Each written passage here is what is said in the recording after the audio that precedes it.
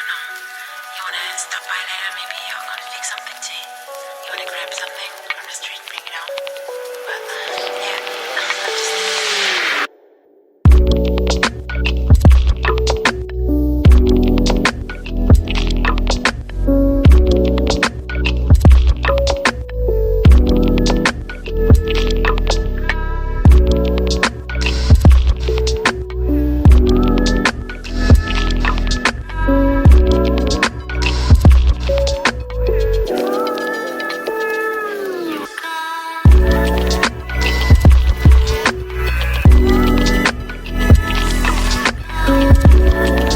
I found that I was wrong on every single level. What I saw was not just normal bureaucratic corruption that's reported on local news, but an entire system that was kind of built to fail. The power the investigators had and CPS held, which was kind of the power over every single child, and the ability to be able to destroy lives, is one that wasn't really handled carefully. Homes, you have a way higher chance of being raped, molested, abused, and killed than you do in an actual home where you're already being abused. And incentives, because every single agency runs off of incentives, and in the family law system you have an incentive actually to remove children and to find alleged child abuse, because without child abuse no one continues to get paid. That's how you get funded.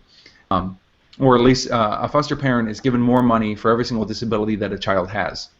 So if you have a kid who has just been removed from his home, has been removed from his family, his community, his church, his school, and then you stick him in this situation where he's meeting these people that he does not know. He's very, very high stress. He might have been malnourished from the last home. So you have a kid who's going to be called ADHD, bipolar, schizophrenic, an insomniac, and a number of other disorders, and they'll pop you on a shitload of pills in order to remedy that so-called situation. So what you have is you have foster homes which are being incentivized to dope kids. Does that mean every single foster home is bad? No. Does that mean every single foster parent is bad? Absolutely not. These children end up becoming the guinea pigs for pharmaceutical companies, something I don't think anyone would say is a good idea. Now, if a CPS investigator comes to your home, number one thing here, stay calm. Do not just start yelling at the investigator and telling him to go fuck himself. The investigator will see any kind of hesitation as admittance of guilt. These people think they're brilliant and have a hard-on for pseudo-justice. In this case, I would recommend not lying, but possibly omitting specific things that are not relevant to the questions asked. If you choose to lie, that's your own choice. But there are certain things that you're going to want to admit. If you admit that you had a drinking problem, say 5 years ago, they'll use that as evidence against you, even if you hadn't had a sip in 5 years, and even if you've had therapy because of it. The less said, the better. Child Protective Service social workers usually show up at your door with little to no evidence.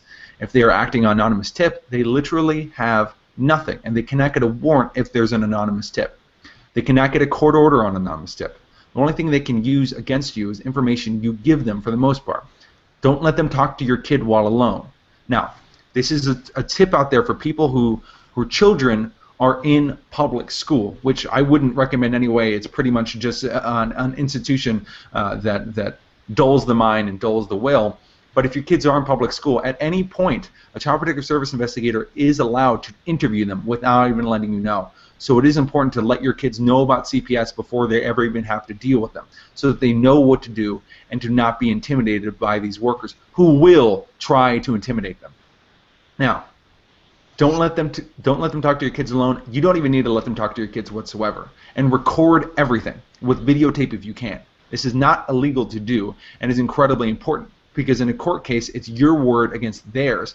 And as I will constantly remind everyone, you are guilty until proven innocent. Know your rights. Until a warrant is given, which is incredibly difficult to do, they're not allowed in your house. If you talk a lot, your words will be twisted in such a way to be used against you in court. Also, if you allow this person in your home, which you should not do, they are not legally allowed in your home. But if you do, he will most likely find something there to complain about and use against you in court. A sink with 8 dishes needing washing can show up in his report as a sink full of dirty dishes and a filthy kitchen, which of course would serve to make you look bad to a judge.